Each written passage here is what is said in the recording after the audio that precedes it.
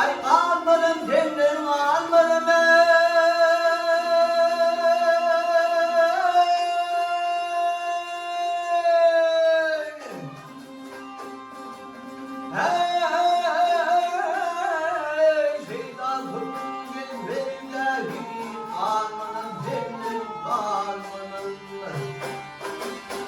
Mağrur yaptığı ıslım geldi, Hüseyin benim dert verdi.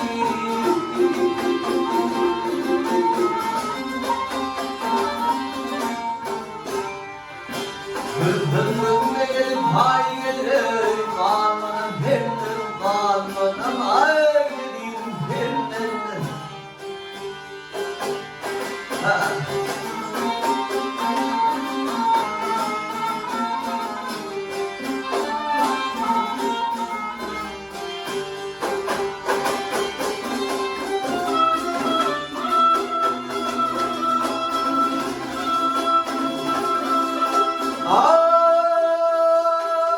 Amin hem merhameyle rezana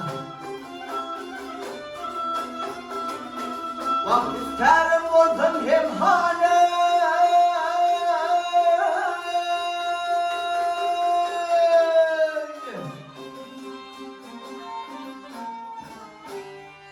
Boynum beni gelip almanı Almanın derdim kalmanın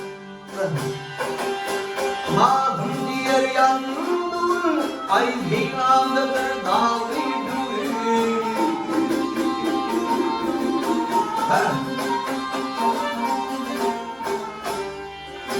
Özgürlük kalmam boyun Kalmanın derdim kalmanın Eyledim derdim Kalmanın derdim kalmanın